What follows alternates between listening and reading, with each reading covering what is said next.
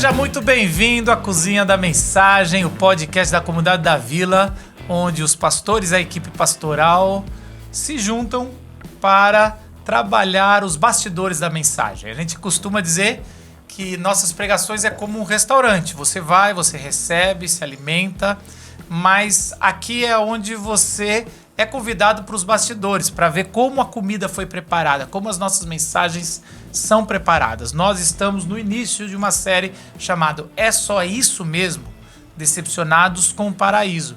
E a gente vai fazer uma jornada no Antigo Testamento de momentos de decepção, de momentos de esperança, de momentos de reorganização da ordem e também de momentos onde vai ressignificar algumas coisas que foram ditas na perspectiva de uma decepção e de algo divino que está chegando. Bom, achei que essa é a minha primeira explicação. Com o tempo da série, a gente vai saber explicar melhor essa série. Vai melhorando. A gente vai melhorando. Tudo bem, Sival? Tudo bem. Como é que você tá? Primeira participação aqui na série. Dá uma enroladinha que eu tô pensando na pergunta que eu vou fazer aqui. Qual a pergunta? Qual a pergunta? A pergunta que nós estamos... Você já teve problema com o governo? A pergunta é o seguinte. Teve pesadelo? Quando você era jovem, sua mãe ou seu pai, ou a pessoa que tentou te empurrar alguém para casar? Você viveu isso, essa experiência assim, que você tá sacando que estão fazendo isso, assim, aquela coisa meio constrangedora, não rolou o clima e alguém tá te empurrando. Não precisa se for constrangedor, se você ainda conhece tudo, mas Não aconteceu. Não? Mas não aconteceu uma pessoa especificamente, mas um perfil que meus pais, eles sempre apresentavam assim, né? Tem que ser mais ou menos desse jeito, tem que ser muito de Jesus, tem que ser uma insistência muito grande de uma pessoa que fosse muito, sei lá, devota, religiosa, muito presente na vida da igreja. Então essa era uma repetição desde a infância. Eu me lembro bem desse... Então assim, eu não podia nem olhar para outras possibilidades. Não empurraram alguém, mas expeliram muitas. Sim, repeliram, né? Repeliram muitas, né? Nesse caso. E antes da Adriana... Eu tive namoradas que não eram da nossa fé. E isso era sempre um problema. Sim. A gente fala um pouquinho disso aqui. Ou não. Gus, tudo bem? Tudo bom, Marcão? Como é que você tá? Tudo bem. Juventude, empurraram coisa assim? Quem tem essa... Não, tentaram? só o Valtinho. Nossa, Valtinho. O pastor Valtinho é um campeão de empurrar gente e... Nossa, ele fazia pra todo mundo, cara. Ele ajudava naquilo que ele achava que deveria ajudar e atrapalhava naquilo que... Não, e o engraçado é que ninguém... Pra ele não quis, né? Ele solteirão até hoje. É uma das... Né, você zoa primeiro pra não ser zoado. Né? Cara, a gente esteve no stand-up do Jonathan Nehmer. E o cara chamou o Valtinho pra frente e chamou uma mulher da igreja dele e apresentou os dois, cara. Caramba, então, isso eu queria ter visto. Vingança. O reverso. É o universo. O universo cobrando. Isso é boa. E aí, Zé? E aí, tudo bem? Aconteceu alguma coisa comigo, assim, que não foi com meus pais, mas foi bem parecido com o que vocês falaram aí do Valtinho. E esse cara, hoje, ele dá aula pra uma menina aqui da vila, uma adolescente, que ele falou assim: Zé, meu professor de filosofia falou que você e sua esposa não estariam juntas se não fosse por ele. E ele falou pra você falar qual que era o apelido dele. Daí eu falei pra ela foi lá, foi bem legal. Aconteceu essa semana aí. E é verdade? É Pelo menos empurraram a pessoa não, legal, é certo? verdade. Eu tava no meu aniversário, ele tava bom, lá. Pra ele você falou, é ruim pra Zé, Isa, né? O que você acha da Isa? Certa pra quem, É né? isso, né? Ela já gostava de mim, eu não tava interessado ainda na época. Ela também gostava de mim sem falar nada. A Isa super tímida. Tipo, ela gostava de você e você tava voado, você não tinha percebido. Não dá pra imaginar isso, não. Ô, Fontana, tudo bem? Tudo bom, mano? Tentaram empurrar, você percebeu? Eu tenho umas memórias traumáticas disso aí, viu, velho? O legal é que eu conheço, acho que todo mundo quase ao redor, tirando o Zé e eu, assim, qualquer nome que viesse não me surpreenderia. Nossa, cara, foi... Mas as mais difíceis, assim, era quando a pretensa sogra queria, mas a menina não. Isso Cara, acontece. e assim, porque tem dois tipos de situação constrangedora quando isso acontece. Porque a sogra quer muito você de genro, a menina não. E aí tem uma situação constrangedora que é, eu também não quero. Lógico. E não quero a menina não quer, só que tem aquela sogra ali empurrando. E ela cria situações para vocês estarem no mesmo ambiente, fala coisas que deixam os dois sem graça. Isso é chato. Agora, o mais chato é quando a sogra quer, a menina não quer e você quer. Então, é isso que eu tô imaginando. Aí, O que é mais chato é cara. quando a sogra é super legal e rica. Mas é tão bacana. Mas na Ela te igreja que eu- agrada de um na igreja jeito. que Aí eu você cresci, finge. amigo. Aí Era você só finge isso. até que gosta da Marcos, filha. não era pra dar Ah, não era, nome, não? não era pra dar Não era pra dar essa dele. Pois é tão bom. Quando você é seminarista ainda, você recebe todo aquele prato de comida, prato de lentilha. Ah, mano, vende a primogenitura.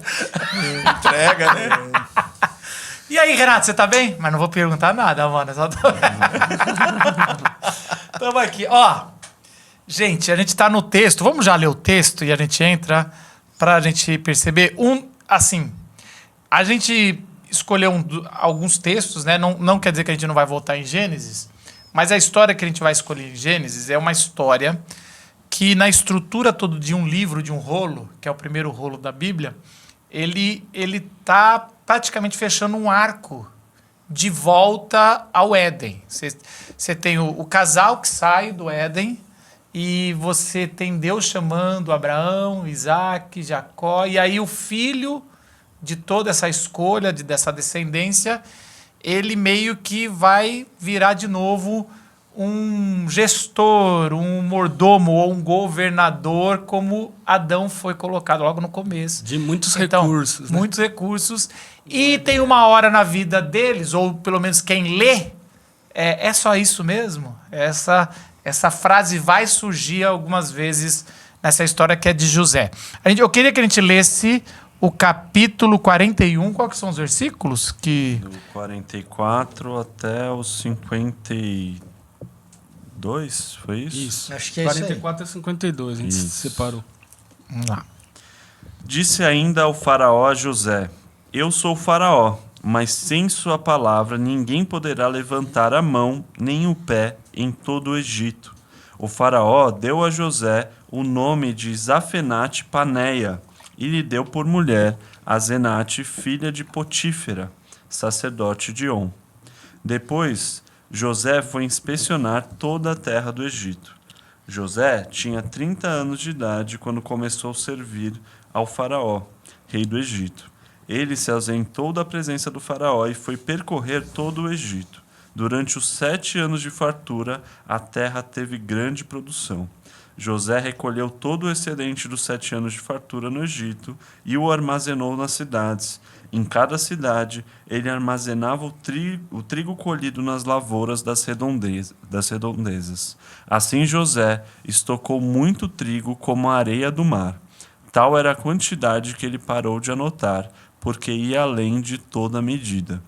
Antes dos anos de fome, a Zenate, filha de Potífera, sacerdote de On, deu a José 2 filhos. Ao primeiro, José deu o nome de Manassés, dizendo: Deus me fez esquecer todo o meu sofrimento e toda a casa de meu pai. Ao segundo, chamou Efraim, dizendo: Deus me fez prosperar na terra onde tenho sofrido. Legal. Vamos para nós mesmos, mas também para quem está nos ouvindo ou nos assistindo, relembrar um pouquinho como é que a gente chega nesse episódio aqui, tá? Alguém quer ou quer que eu faça esse papel aqui dessa... Acho que eu faço uma Vai lá, recapitulação. vamos lá. Né? Então a gente tem um personagem principal aí que é José, ele é filho de Jacó. E Jacó tem José como seu filho quase caçula, né? Então é o filho da esposa amada. Jacó teve 4 mulheres com quem teve filhos, sendo 2 esposas e 2 concubinas. E Raquel era a esposa amada de fato, que tinha dificuldades em ter filhos, até ter José. José é aquele filho difícil de ter e que ela conseguiu ter quando todas as outras tinham dado filhos. Jacó, Raquel não tinha dado filho nenhum. E Raquel tinha pegado uma concubina, até a concubina já tinha dado filho, mas ela ainda não. Ela ainda não. E aí José nasce E como José nasce da esposa favorita, ele é também paparicado por papai. Essa é bem a ideia. Depois Raquel ainda tem mais um filho, que é Benjamim, que é o caçula dos caçulas de Jacó. Nesse parto, Raquel morre, Benjamim sobrevive.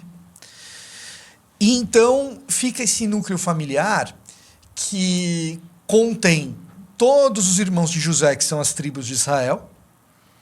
As esposas que ele não ama. As esposas que ele não ama, os filhos que são prova da prosperidade dele, mas que não é exatamente o núcleo familiar.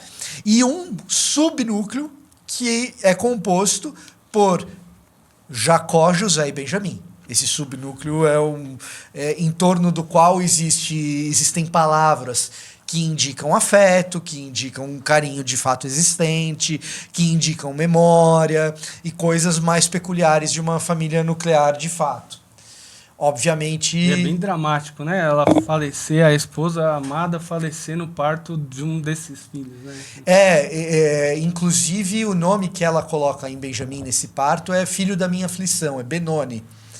E uma curiosidade interessante é que, assim, todos os patriarcas têm 2 filhos. E a gente sempre chega em Jacó e fala, não, Jacó tem 12, mas Jacó tem 2. Tem 2, exato. Essa é a parada. Então, assim, mas é meio oculto. Como as narrativas bíblicas vão trazendo pequenas dicas, a gente vai entender quando lê tudo, né? Tem uma troca. Mas né? é isso. O Então, primeiro filho acabou não sendo porque morreu, entre aspas, né? José. a gente a gente vai chegar lá morte. nisso. Mas essa é a parada. É o segundo filho, mais novo, que na tradição dos patriarcas vai ganhar, seria o primogênito, né? Que sempre é assim, mata a mãe. A gente vai chegar na morte e na ressurreição. acontece de essa Jesus. tragédia. E o mais velho dos outros, que são com as outras mulheres, ainda tem uma agressão, né? Que ele recebe maldição depois, no final. Ele dorme com a esposa. É bem raro. Então, o que acontece? Mais velho subvertido. Dada essa situação da morte de Raquel, nos últimos momentos das dores de parto, ela chama o filho de Benoni, que é filho da minha aflição. E ali você tem um momento chave para mostrar o grau de afeto que Jacó vai ter por esses 2 filhos em particular. Ele não permite chamar de Benoni, ele não chama o filho da aflição da esposa, e ele chama de Ben-Yadmin, que é filho da minha destra de companhia, o filho da minha melhor companheira. Então, os vínculos de memória que Jacó forma com esses 2 filhos são os vínculos de fato afetivos. Isso é perceptível durante a criação deles, em especial do mais velho, que é José, e os outros irmãos, que são os mais velhos das outras esposas, ficam enciumados. Na linguagem do nosso tempo, ele ressignifica Exato, na linguagem do nosso tempo, ele ressignifica o nome a dor do filho e a dor, exatamente. Pelo nome, ele ressignifica a dor, exatamente. Quando esses irmãos mais velhos ficam enciumados de José já um pouco mais crescido, eles resolvem matar José. Rúben, que é um dos irmãos, falam, cara, matar é demais, joga ele só no poço. Rúben até planejava voltar para resgatar depois. Quando ele volta para resgatar depois, os outros irmãos que tinham jogado José no poço já venderam José como escravo, e vendem José como escravo para Potifar. Judá que deu a ideia, né? Judá que dá a ideia. É o líderzinho Judá que apronta todas, né? E para Jacó, então, eles não dizem que José foi vendido como escravo, eles dizem que José morreu. Na verdade, ele foi vendido como escravo para Potifar, que é um homem poderoso no Egito. Ali, trabalhando como escravo para esse homem poderoso, ele acaba tendo um encontro com a esposa do homem poderoso que o deseja. E ele se mantém puro, se mantém fiel ao seu Senhor e também a Deus. Não possui a mulher de Potifar, mas a mulher de Potifar simula um abuso. E isso coloca José no presídio, o que denota que Potifar jamais acreditou na sua esposa. Caso contrário, José teria sido morto. Né? Uma credibilidade improvável para um escravo, né? Vamos exatamente, exatamente. Mas como ele talvez conhecia o Senado. Ou ele conhecia muito bem o escravo, Ou muito bem a esposa. Ou muito bem a esposa. Né? Mas o fato é que ele vai parar no presídio, ele não é morto, ele vai parar no presídio. Se alguém quiser um ícone da cultura pop, o episódio de Gandalf contra o Balrog é um episódio em que o Tolkien... essas horas que eu me perco, cara. Que eu não E o Balrog, Tolkien pra simulando Balrog José. pra mim é Street Fighter. Né? É o You Shall Not Pass. Lembra disso, do Gandalf? Não passarão. Não me pegou muito, Senhor dos Anéis. Não me pegou. Faz analogia com De Volta ao Futuro. Não tem. Deixa ele continuar. Vai que tem muita gente que gosta aqui na audiência. Tá certo. É que o Spielberg não sabe Bíblia, né? Você vai agradar. Mas o que acontece é que é a morte de um cara que não morreu. E então o que a gente está vendo aqui é o princípio da ressurreição do cara que não morreu. Lá no presídio, ele ganha a fama de ser um bom intérprete de sonhos. E sendo esse um bom administrador já. e sendo Ele tem a chave. Sendo esse bom intérprete de sonhos, um bom administrador, talvez um escravo que já fosse bom administrador, vai parar no presídio por causa disso e não é morto. Com essa fama, quando o faraó começa a ter sonhos e ficar inquieto por causa dos seus sonhos, alguém diz para ele, no seu calabouço tem alguém que pode resolver os seus problemas. Chama José aí. José interpreta o sonho do faraó, inventa o conceito de poupança e de estoque, é o primeiro economista do mundo. E ele interpreta, olha, faraó, você está sonhando com vacas gordas e vacas magras? O negócio é o seguinte, a gente vai passar por um momento de prosperidade, a gente vai passar por um momento de fertilidade, e o que a gente vai fazer é não sacrificar a vaca nesse momento para corte, e vamos estocar, armazenar grão, porque vai vir um momento de escassez, e quando esse momento de escassez acontecer, a gente não vai morrer de fome. O faraó fica impressionado com aquilo, faz de José o administrador geral do Egito, alguém que tem autoridade sobre todo o Egito, menos sobre o faraó. Na prática, o que o faraó está fazendo pouco antes dessa passagem é dizer assim, José, vou tirar férias, estou precisando de um sabático. Não tinha sabático ainda, porque sabático só vem com a lei de Moisés. Sabático. Vou tirar um domiático. Da fartura, né? Eu vou tirar um domiático. Um segundático. Um segundático. Era folga pastoral, que é na segunda-feira, tradicionalmente. E é o seguinte, senta aí, dá os seus pulos, faz o teu rolê. Vou te dar uma esposa, né? Eu fui tão longe agora. Vai chegar nessa parte. A hora que eu aparecer aqui, você finge que eu que mando. É pra você me obedecer, beleza? Mas eu não vou aparecer. Já está assinado. Já está assinado. Só que para fazer isso, Faraó precisa transformar José no egípcio. Incluir na corte. E para fazer isso, precisa transformar José no egípcio. Como se chega numa nobreza, num tipo de império como esse? Casando. Casamento, né? Então, o que a gente está assistindo aqui é isso. É a transformação de José, do filho de Israel, né, que é um outro nome de Jacó, né? E isso acontece com um renomear de José, né? Zafenat Paneia, aquele que consegue revelar mistérios, aquele que consegue esse é o significado. Mas não trazer tem muito a luz. certo. Não, assim, porque Assim, não as é pessoas um termo brigam hebraico, sobre né? isso. Não é um termo hebraico, então teria que... É um termo egípcio. É um termo termo egípcio. egípcio, então eles têm que entender qual termo é esse. Mas faz sentido tem a no ver contexto com, e, enfim, talvez tem tenha evidências que levem... porque ele tem o cálice que revela mais pra frente, que ele enfia na sacola ali de Benjamim e tudo. E, principalmente, eu acho que é interessante a gente ressaltar o casamento. Porque não é um casamento qualquer, né? É o casamento, claramente... A filha do sacerdote. É a filha do sacerdote. Qual que é o nome do sacerdote? É Potífera, ele é sacerdote de Om. Om, aí... é o lugar ou é o Deus? É um distrito, né? O lugar. É um distrito religioso. Você sabe que tem traduções que aparece Heliópolis? Aqui Em não. outros idiomas? Porque é Heliópolis. É o mesmo lugar, né? É o mesmo lugar. Porque, assim, Heliópolis é o nome grego para On. Que é o lugar onde é a cidade de adoração sol, ao né? Deus Sol. É isso. Isso é importante. Helios é grego, Isso é né? importante. Heliópolis, cidade do sol. Agora, esse é o típico texto que o narrador, claramente, se você está lendo a Bíblia como se fosse uma história sendo registrada, apenas você passa rápido. E não percebe que aqui está virando o jogo. Aqui é a hora que para quem entende na época o jeito que eles escreviam, isso aqui está revelando ou já trazendo fortes indícios que isso não vai dar certo. É muito interessante que você usou uma frase que eu achei muito legal, que até eu deixaria mais forte, que é assim: aí o filho de Israel se torna o filho da serpente, né? Agora, eu queria primeiro trazer filho do descendente vira o filho da serpente. Um elemento que fica atrás aqui, mas que a gente pode conectar, é a venda, né? Os ismaelitas, que são os descendentes de Ismael, né? Os primos. Os irmãos brigando desde antes. Já numa briga anterior aí, que tem a compra, né? A mesma coisa, né? Porque ele não é vendido direto a Potifar, ele é vendido para os ismaelitas, os ismaelitas... Tem um acordo financeiro que também teve na 30 Jesus, moedas de prata. Isso, Curioso, né? 30, onde aparece 30 moedas de prata? 30 moedas de prata. E depois, na lei de Moisés, vai ser o valor para a libertação de um escravo, ou para comprar um escravo. Uma outra coisa que é a mesma de Jesus, de Judas.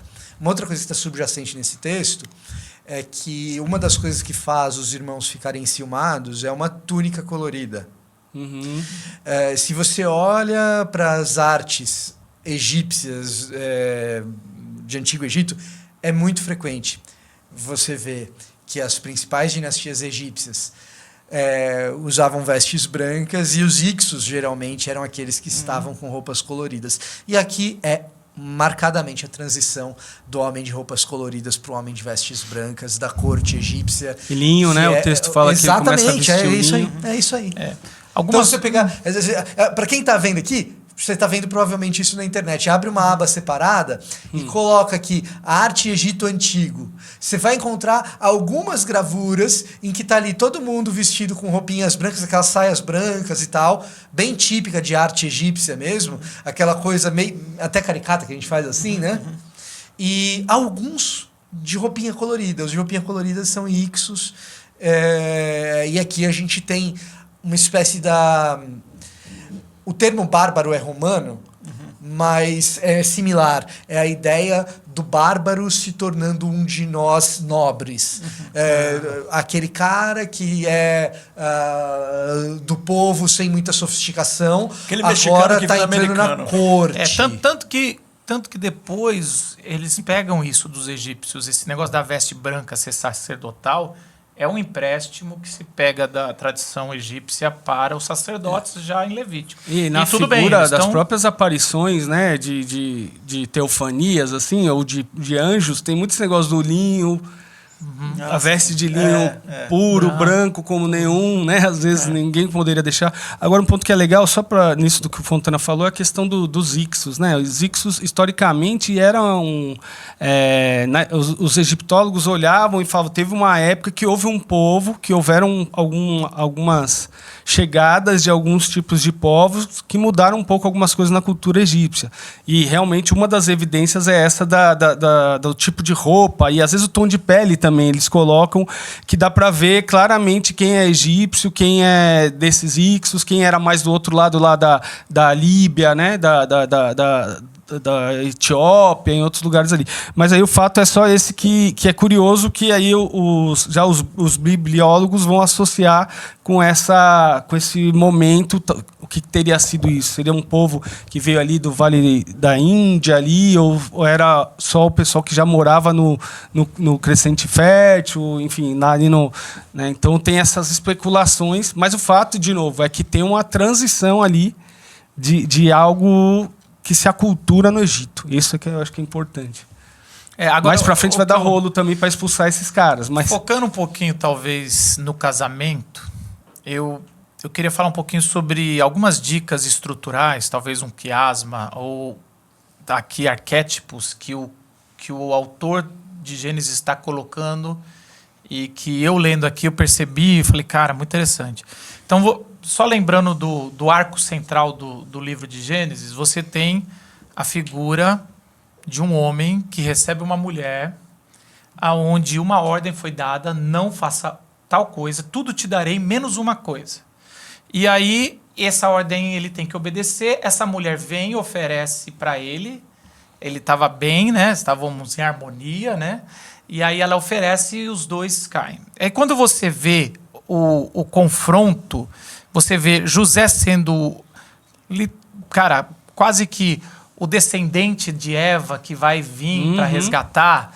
Eu sei que a gente já encaixa em promessa, Jesus, né? E é Jesus mas é bom a gente entender que antes vieram outras figuras que preenchem essa lacuna. Isso tem a ver com a nossa série também, né? Que é o que a gente quer dizer. Tipo, cumpriu? É só isso? É esse o resultado que a gente estava esperando? Quando a gente vê o episódio, principalmente que o autor vai descrever, de Potifar e a esposa dele, José, claramente o autor está colocando o novo Adão ali. Então você vai ver que ele fala: tudo você me permitiu, menos tocar em uma coisa. É a mesma ordem de Deus no Éden para Adão. O fato dele ficar nu.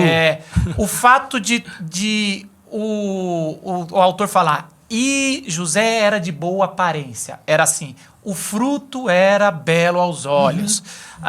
Quando o manto dele fica na mão dela, fala que a Eva pega e na tua mão está o fruto. Então a mão, o agarrar, o pegar que Eva faz do fruto, o olhar, o desejar e tomar, é o que ela pega no manto, inverte. Lógico que o autor está brincando aqui, inverte na mão dela e depois a expulsão ou aquela morte acontece. Então, assim... É um paralelo do Éden também, de uma inversão. Você estava no Jardim de Delícias, no Éden. Isso. E no caso ali é o inverso. Não, isso também, eu esqueci de falar. Quando Potifar vê que o seu servo, em tudo que ele punha a mão, e lá no texto vai dizer assim: sua agricultura e seus animais prosperavam, ele põe ele no lugar de administração. Ou seja, é o administrador Adão, que entre os animais e o cultivar o jardim, vai agora fazer. Então, assim... Tá muito claro. E quem tá lendo tá assim: até que enfim... Voltamos pro Éden. Tem um novo Adão. Que na injustiça, que na hora de ser o rebelde, porque foi vendido, foi traído, foi tudo... Cara, Deus levantou o homem. E assim, pá... Chegamos. É essa explosão que o autor quer que a gente receba quando vê... Não é um episódio apenas... de venceu a tentação sexual. Não, aqui a gente acabou usando muito assim na história da igreja, né? Mas essa aqui é uma... É algo muito maior. É uma apresentação. Temos um novo Adão que está cumprindo. Muito legal isso. Que não pegou a única coisa. Porque quando ele responde que ele não pegaria para ela, ele fala...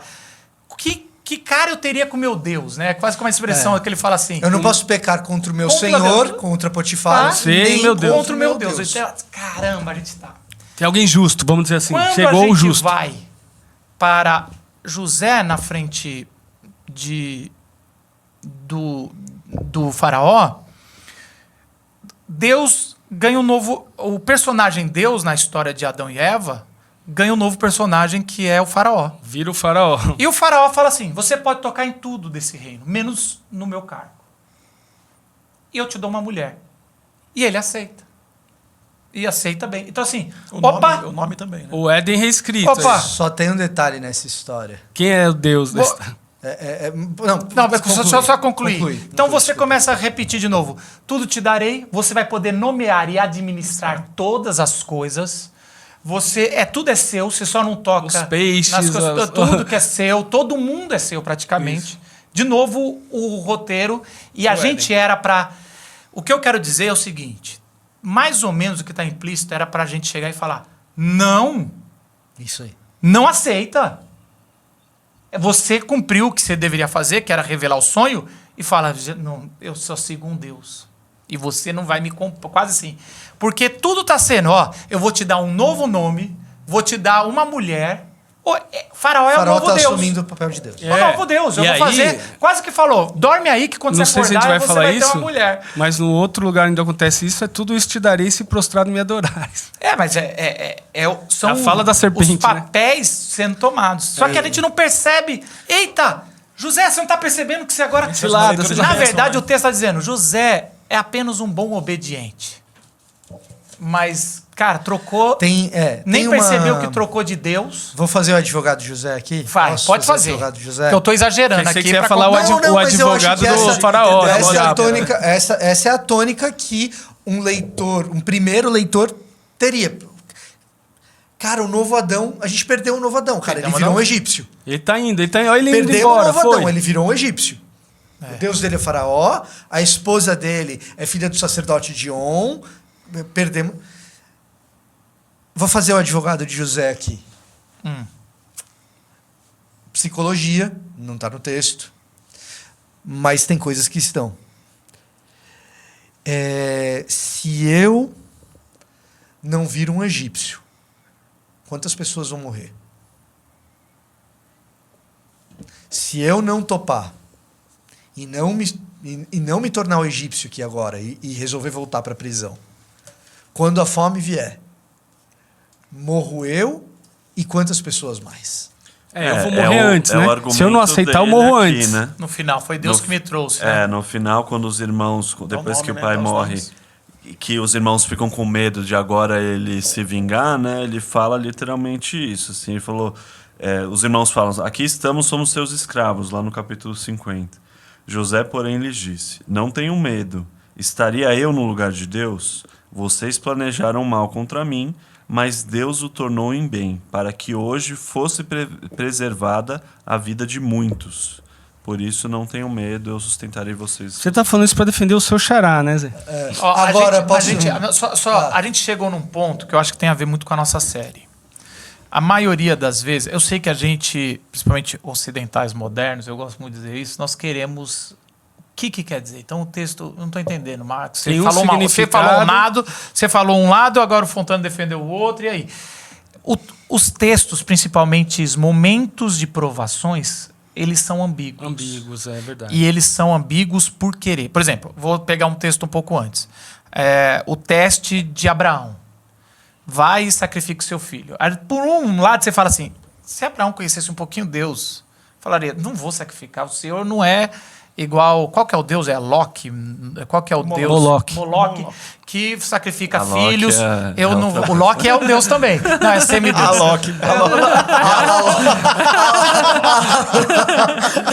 O Loki... Eu faço uma imitação do Alok brasileiro. Iguinho! E daí ele fala assim, então você sabe que, por um lado, isso é o tipo de pedido que Deus não faria. Então...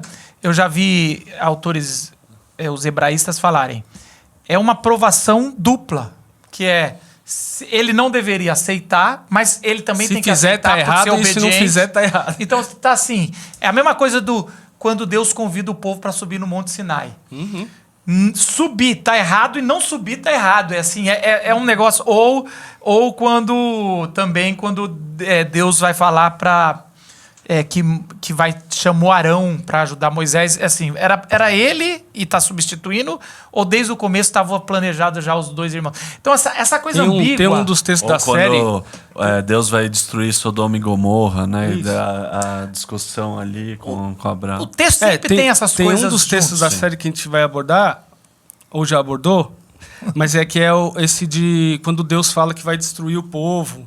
Eu vou destruir. Sim. E aí Moisés, não sei o quê. Trazer... Também é ambíguo ali, né? E depois o Moisés acaba quebrando as tábuas. O que a gente requer de Deus, né? Deus requer da gente, obedecê-lo ou às vezes até questioná-lo, tentar... Sabendo quem ele é, né? Isso tem um nome, eu não lembro agora, talvez Fontana saiba, que é dupla dinâmica, Batman e Robin. Isso, duplo teste. Dupla aprovação. Tem um nome que eu lembro... que eu estava ouvindo em inglês esse podcast, que era esse duplo teste que Deus faz, geralmente. E esses duplos, eles são uma marca divina.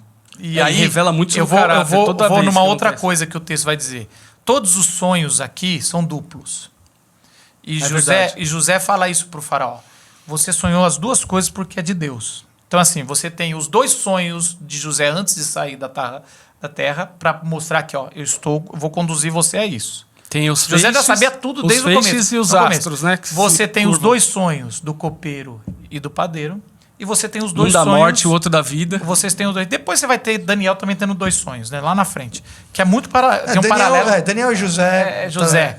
Mas a gente fica indignado com a mudança do nome de Daniel e a gente não percebe que está sendo a Que já mesma tinha coisa acontecido aqui. aqui. Porque o exílio Aqui- não está tão claro, então, apesar que é o exílio. Aqui é mais grave.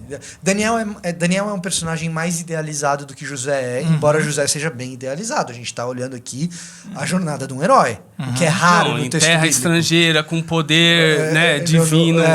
Mas Você- diferente do herói, a gente já começou. Ele já não vai acabar bem. Então, esse é o ponto. Tem uma É que não é óbvio, esse não vai acabar bem. Pra É, gente, pra pelo gente menos. não é. Mas assim, Não, eu é acho- só no episódio 2. Mas parece que aqui acabou bem, né? Porque.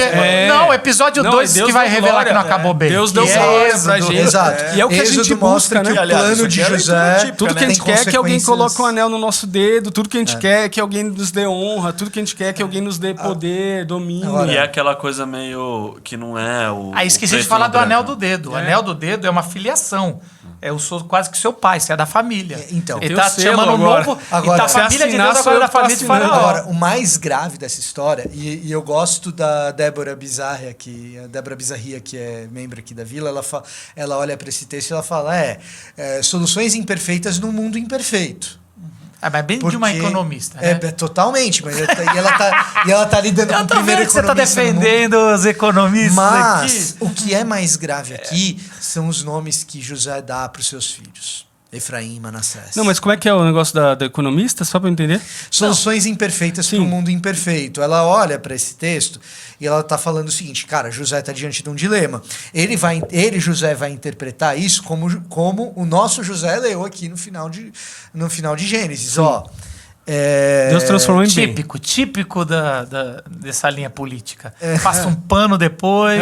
Fala aí. Então, para salvar o mundo, eu topo virar um egípcio. Entendi. Foi a solução que ele chegou. Se ele tivesse chegado a outra, talvez a gente estivesse condenando igual. Entendi. Né? Não tem. Ele não tinha como acertar, ele tá né? numa posição, e eu acho que isso é muito aplicável para muita gente da vila, de estar em posições que a gente se coloca diante de dilemas éticos, e dilema ético não é escolha entre certo e errado, é escolha entre duas decisões que têm consequências muito graves, e você tem que escolher qual que é menos, né? Dito isso, Redução de danos. escolher o nome Efraim e Manassés, aí eu acho que é onde Mas, Edson, de novo, é um texto ambíguo. Sim. Por que ele é ambíguo? Vai lá. Então vamos lá. Escolher o nome Efraim e Manassés. Tivemos o primeiro vamos lá da temporada. É. Quero marcar. Escolher o nome Efraim e Manassés revela uma outra faceta da coisa, um outro tipo de aceitação da circunstância na qual ele está, que é o seguinte... E não são nomes egípcios, né? Como o Marcos não gosta das minhas intervenções pop, porque ele se perde, eu não vou dizer que isso daqui parece... Chamou de burro, pô. Tô nem aí da Luca.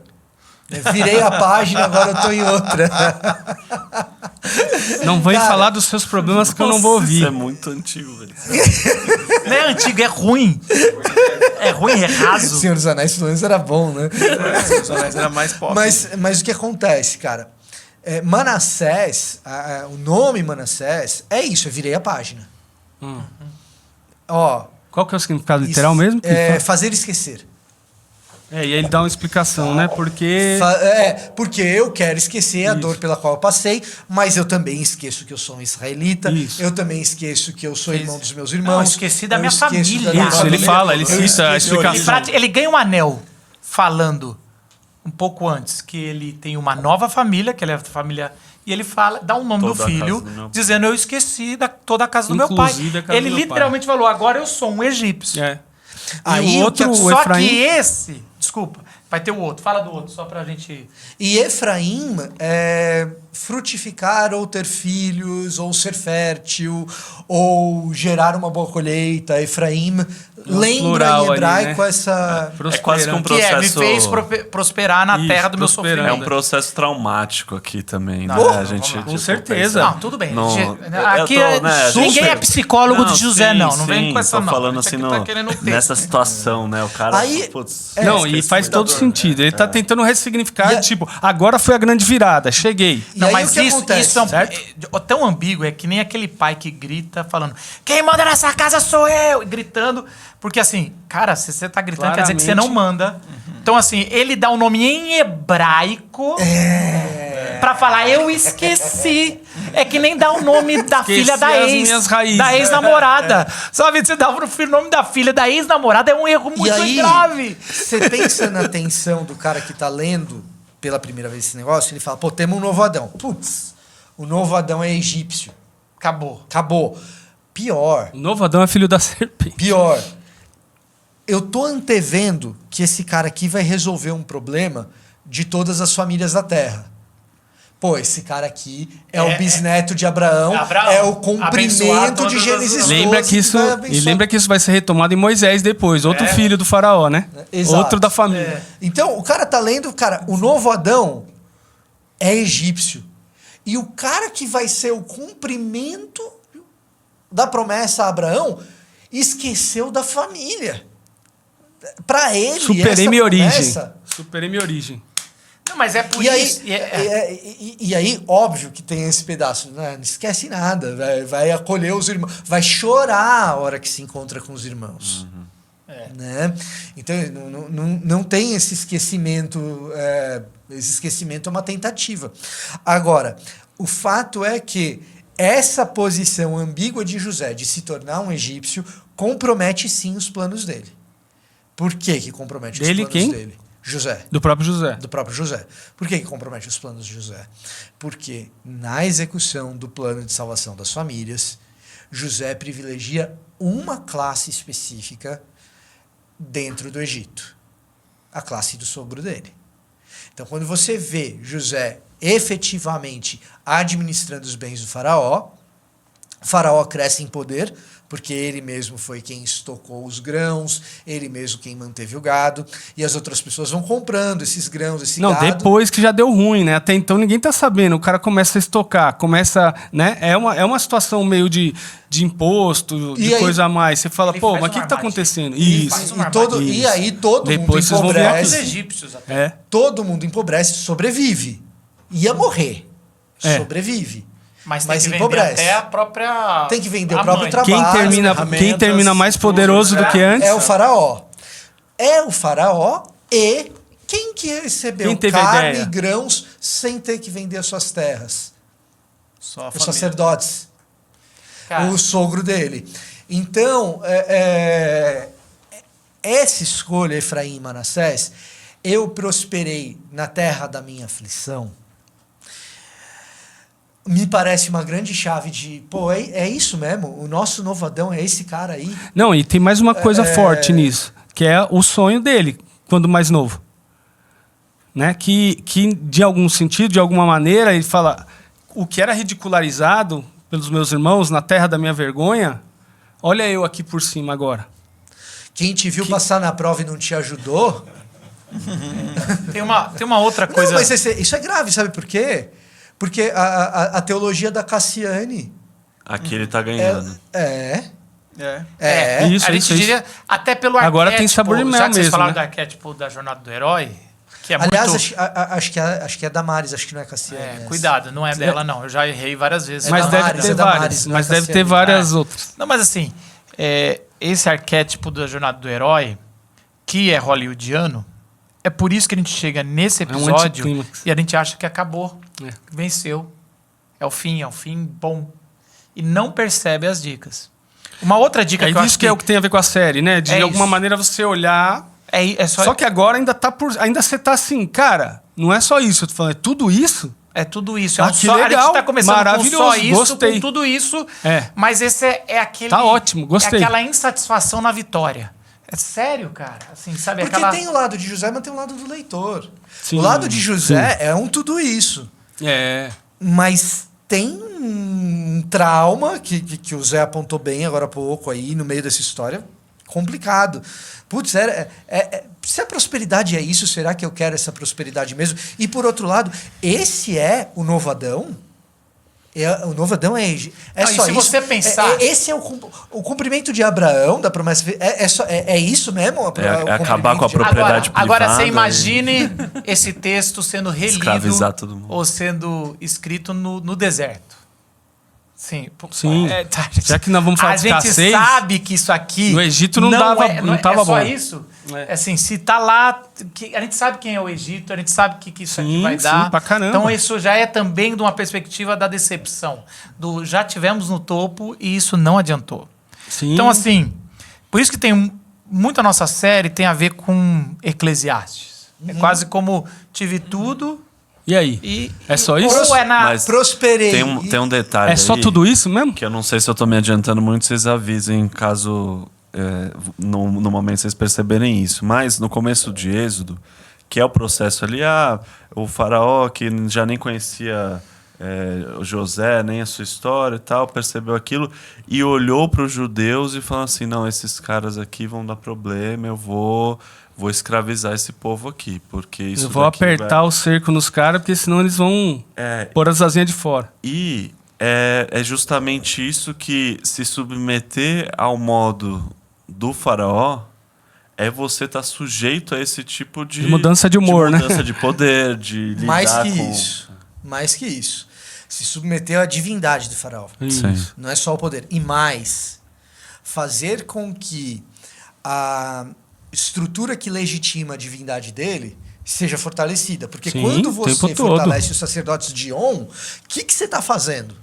Que é o que José fez. E tem uma questão histórica aí também de realmente uma classe sacerdotal, porque no Egito tinha isso. De tempos em tempos, um dos deuses virava o principal. Sim. Aconteceu em alguns momentos. Né? Provavelmente esse é um momento dessa jogada. Então, a classe sacerdotal, às vezes, específica daquele deus ali ganhou uma outra potência, né? O que acontece? Os sacerdotes pagando as contas? Sim.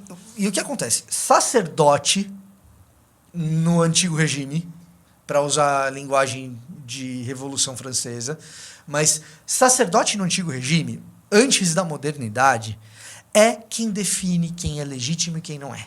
Sim. A gente, na modernidade, não tem mais isso, a gente não percebe mais essas coisas. É o poder simbólico, né? Então, assim... Fomos ser sacerdote na época errada, então... ruim, né? No pior momento, né, da história. Erramos feio. Ou na igreja errada, né? Ou na igreja erramos a data, né? Agora, a questão é a seguinte, sacerdote filho de quem? Porque tem sacerdote nobre e sacerdote plebeu também. Agora, a questão é, a estrutura sacerdotal é quem legitima. Sim. Quem é verdadeiramente poderoso. Era assim no cristianismo medieval. Você olha para o dono da terra é o nobre. Por que a igreja é tão poderosa? Ela não tem... Pô, ela tinha terra pra caramba, meu. Tá? E se você fosse do clero, filho de nobre, você legitima. E tem o outro lado também. Depois no Destino Manifesto... Por que o Egito se desenvolve muito antes de Israel, além dessas coisas, assim, você vai vendo. De todos os outros povos. Os egípcios são o primeiro império. O faraó também patrocina o estudo dos sacerdotes para poder escrever e para estudar custa caro. Então existe uma troca registrar aqui. A história. Quem registra a história está a favor de quem, né? Quem faz o mapa das estrelas. O Egito é muito avançado nessas coisas. Quem que constrói as grandes torres? Ficar estudando essas questões de jogo de poder aqui, eu fiquei pensando assim, dá vontade de virar menonita, assim, daqueles mais radicais, falando assim, porque tem essas interpretações assim, né? Se tivéssemos um menonita aqui, ele contaria que isso... É que menonita brasileiro não é esses aí. Não é. Tô brincando, né? Mas... Como os presbiterianos brasileiros não são. Não, presbiteriano brasileiro... Não, fala. Não quero. Eu não quero esse problema. Continua falando. É o Batista da Convenção do Sul que batiza criança. Tem Depois dessa blasfêmia. Ele falou, viu, gente? Depois dessa blasfêmia. Mas tem um livro do Tolstói que tinha essas questões. Ele era um anarco-cristão. Assim, Toy Story? Né? Toy Story, Leon Tolstói. Pronto, tá aí uma referência pop que eu gosto. Eu compreendo, né? Você leu Ana Karenina, né? Que chama Insubmissão, que ele chega num nível, assim, porque eu não sei se gera isso pra vocês aqui, né? Mas pelo menos no meu coração eu tenho muito esses anseios, às vezes até contrários um ao outro. De, às vezes, tentar, assim como o José, ser meio pragmático. Fala assim, eu tenho que fazer isso daqui... eu vou lá, meu, é pro bem. Que é um pouco Deus tá usando, fala Deus que me colocou aqui. A fala depois no exílio babilônico é um pouco essa. Trabalhem pela prosperidade da terra onde vocês estão, Jeremias 29 vai falar sobre isso, né? De a terra da Babilônia e tal. Sim. E Bom tem isso pra gente tratar, inclusive, na série. E tem isso, acho que é 29. Mas 29. E tem isso, né? Nessa questão de você ficar nessa questão do pragmatismo, que eu acredito que Deus usa e direciona, né? O próprio texto que a gente leu de Gênesis 50, acredito que é um direcionamento de Deus, mas ao mesmo tempo é um olhar e falar aqui, a gente reconhecer que também José errou, apesar de Deus usar isso para bem. De ele se submeter a isso e você falar, não, a gente tem que se abster de tudo isso, sabe? Dá um passo para trás. Isso é forte para você. Deixa o... Eu tenho esse porque pêndulo na você minha vai, vida, na minha você vai vida. porque Daniel, que é o novo José, ele logo no começo ele se abstém dos manjares. Mas você pegou... Aí, opa! Estamos o melhor José. Depois a gente vai falar do Daniel. Mas agora tu matou a charada. E tem esse é um outro problema. Mas na falta de tem 4. Mas por isso que eu acho que o seu argumento... Por isso que eu acho que o seu argumento, eu entendo racionalmente, ou é um argumento de economista, não de um teólogo. Porque lá ele vai... eu entendo que, humanamente falando, você tem uma decisão. Ou vou fazer isso e salvo muita gente, mas sempre que a decisão foi tomada em prol de Deus, ele faz um milagre para reverter. Que era o Daniel ficando mais forte. Eu vou chegar um pouco nisso daí. No caso só do Zé, eu só queria colocar nesse conflito que o Zé está citando, eu acho que muitos cristãos têm isso, que é quando a gente olha para a Escritura tentando só fazer a aplicação ética. Aí você se perde nos textos, porque você fala, cara, qual que é o certo aqui? Então, qual é o princípio bíblico para eu aplicar? E tem coisa que não é sobre o princípio bíblico ético para eu aplicar nas minhas ações. Tem coisa que vai mostrar uma história que Deus está tentando consertar uma coisa cósmica na humanidade que se perdeu no Éden de um jeito cósmico, né? Enfim, eu diria, Gustavo, que essa vai ser a temática, cara. Sim, se você vier com a cabeça muito ética, no sentido... Aqui eu vou extrair o princípio. Moralista. Isso. Vai cair. Ou moralizadora. Um outro jeito de ler... O ler, ético que eu quero dizer é já aplicar na hora nas minhas relações. Né? Tentar dar uma chave melhor do que a interpretação moral ou ética. É uma que o autor também... Um outro jeito de ler essas passagens que a gente está falando, que é ler essas histórias seguidas como testes. Testes. É um teste atrás do outro. E um teste que revela o que está por trás da humanidade caída. E o autor ele dá uma dica com o número 3. O número 3 é quase como assim, comecei um novo teste. Então você tem o teste de José com a mulher de Potifar, daí ele vai pro calabouço lá. Aí você tem ele revelando os 2 sonhos, que no terceiro dia será revelado isso. Então ele fala, você no terceiro dia vai voltar a ser o copeiro, você no terceiro dia vai ser enforcado. E no terceiro dia mostra-se, revela o teste, que o 3 é um teste de morte. Esse é o significado de 3. Aí tem isso no deserto com Jesus, isso. Tem isso tem o próprio tentações, povo. tem tudo, tem muito 3 aí. Aí, o que acontece? O copeiro volta, é interessante isso, o copeiro volta e esquece de José. Aí fala que José ficou 2 anos esquecido. No terceiro ano, ele lembra. Então, é assim, é quase como o autor falando, José vai ser testado de novo. Quando o faraó lembra, chama ele para fazer o teste. E a gente não percebe que José falha no teste. Agora José falha, é o narrador contando. Acaba essa parte, começa o teste dos irmãos. E isso que é o mais legal. Os irmãos, eles têm 7 testes de José para saber se eles são mentirosos. E os irmãos passam no teste. Sim. Principalmente na figura deplorável, que até agora está narrando, de um cara chamado Judá. Isso.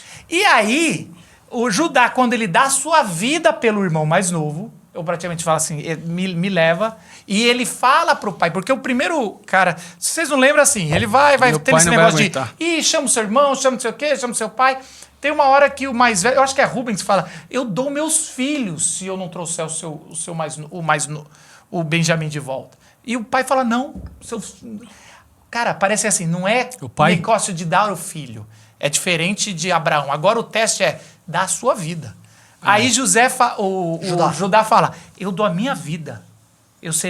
se eu não fizer isso. E ele realmente dá a vida quando a pegadinha são 7, os irmãos passam. Aí também tem 3 choros de José, que muito claramente ali estão pontos ali que o autor está dizendo. Aí ele não aguentou e chorou. Aí ele não aguentou e chorou. O terceiro choro é de alegria. Mas ele não aguenta também e chora. E aí, é interessante, só estou dizendo isso para a gente ler esse texto dessa perspectiva. Quando José acaba a provação que quem está provando ou testando ou tentando, revelando quem está no lugar da serpente aqui é José. A gente vê como parece que José está ali, ó, tal, assim, eu quero ver se esses irmãos realmente se redimiram. Manda trazer o pai. Aí, cara, tem um negócio muito interessante, porque eu acho que nos ajuda a entender isso, o de José e todos os outros. O faraó manda a carruagem, diz, agora a família vai morar com você. Aonde? Na cidade dos sacerdotes. Heliópolis. Aí, ó, eles contam pro pai, o pai tá indo para o Egito, e acontece um episódio que a gente também passa rápido. Deus vai antes da fronteira do Egito, aparece para Israel, que ainda não é, para Jacó, e fala, não tenha medo. Medo do quê? Jacó está vivendo a maior felicidade da vida dele. Escoltado com o que ele fala assim, egípcios. não tenha medo, pode ir para o Egito. Eu vou trazer vocês de volta. Ou seja, o único que está consciente ali é Jacó falando, peraí, eu estou indo para lá, mas isso aí não faz parte da promessa. É um momento não é lá o negócio. A gente vai morar com os sacerdotes, eles vão para essa região e depois eles separam a região que vai virar a cidade dos celeiros, aonde os hebreus são escravos. Isso é a ironia do texto. Quando acaba essa última aprovação, que é do pai, quase, você vai. E aí é Deus falando, não é uma aprovação, não é um teste, pode ir. Isso faz parte do meu propósito. O capítulo 46 começa do mesmo jeito que Êxodo começa. Estes são os nomes dos que foram para o Egito. Aí começa a nomear os filhos de José. Como é que começa Êxodo? Esses são os nomes, Shemot.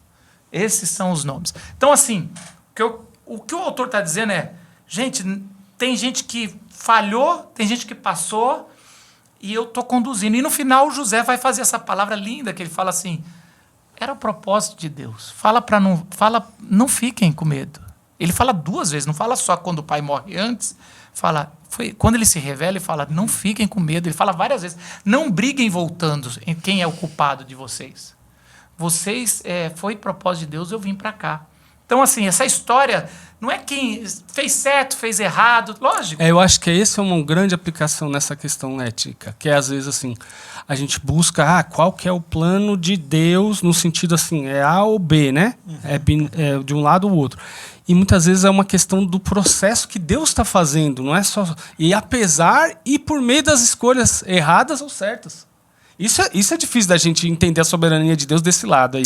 Que não exime a gente das escolhas, mas que de alguma maneira o que Deus está fazendo transcende José, transcende e vai chegar aqui na gente 4.000 anos depois, né? Enfim, tem difícil, coisa... Eu demorei, até hoje eu tenho dificuldade. Como é que na narrativa mostra que várias vezes a pessoa toma a decisão errada, Isso. Deus é com ele, Isso. ajuda e ele vai dar errado. É assim com Saul. Porque a gente sempre fala assim, Saul é a escolha dos homens. Mas não, mas se você lê, Deus escolheu. Parece que é assim. Vocês querem, eu vou escolher com vocês, eu vou tentar fazer o máximo possível, mas eu já sei que... Eu sei onde vai dar isso, né? Que não vai assim, ser daí você fica assim, mas Deus ajudou mesmo ou fingiu que ajudou? Assim, aí, de novo, a gente tem um dilema ético. Como é que ele ajudou? A gente tem um dilema ético que não é o propósito do texto. Tipo, Deus se arrependeu ou não se arrependeu? Tipo, não é isso. O que está sendo revelado é uma outra coisa maior, é uma coisa que transcende as nossas escolhas, inclusive, né? E aí tem uma coisa que o Fontana pregou, olha ali, ó, pregou um tempão atrás, que era do ressignificar, era isso? Como que era as 3 palavrinhas lá? Orientação, desorientação e reorientação. Eu acho que esse texto por um lado, é uma reorientação de quem está vendo a desgraça lá na frente. O texto Sim. Vamos entender a nossa história, mas uma história do ponto de vista do exílio. Até isso foi ambíguo, né? Assim, até cara, isso parecia que... E sem isso em mente, o que acontece é que a maioria das vezes que a gente ouviu a exposição aqui, a gente ouviu como se fosse sucesso. Sim.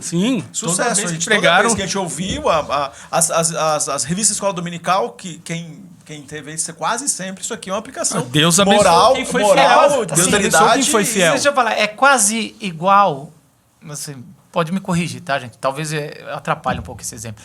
Mas é quase igual um cara que teve um casamento que acabou errado, se separou, ele está contando o começo do amor e da coisa. Então é meio ambíguo. Você, por um lado, está falando, nossa, é aquilo ali... Você sabe que o final foi ruim, mas... Mas você já sabe... Mas ela está falando, não anula que na cerimônia ela prometeu que ia ser... Não anula aquela vez que ele largou tudo e foi... A gente sabe. Então, assim, você fica assim...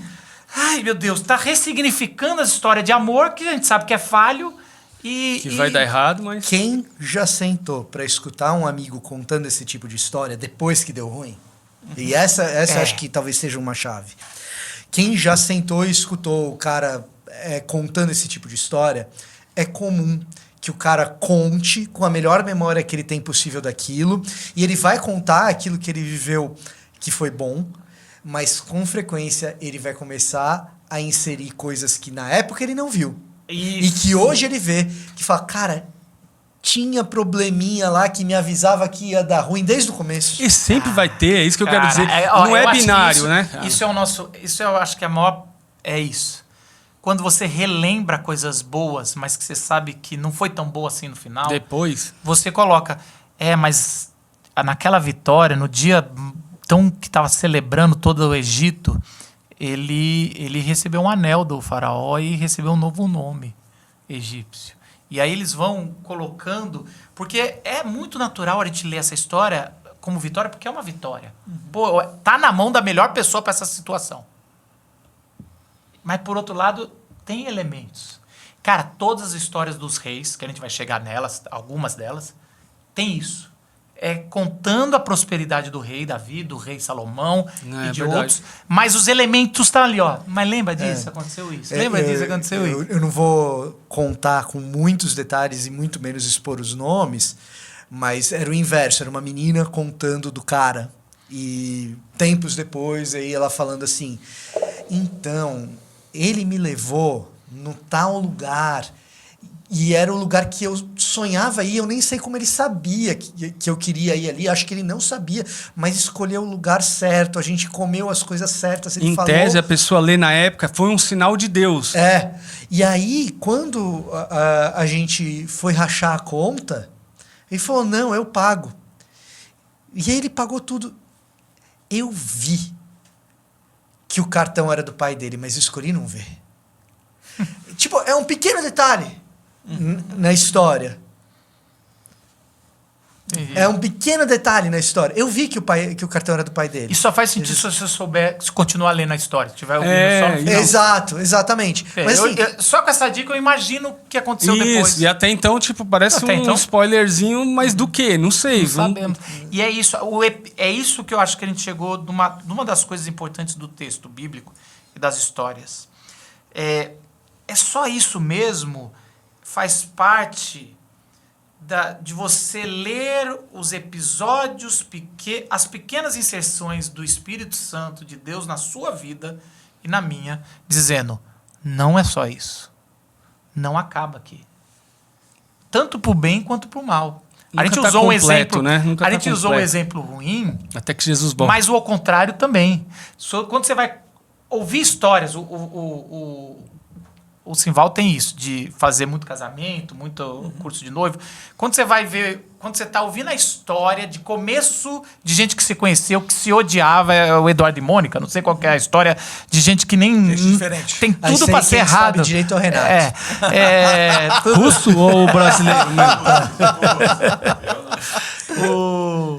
E aí você ouve a história ao contrário. A pessoa vai começando a contar, como é que vocês se conheceram? Por que vocês estão aqui nesse momento de casamento?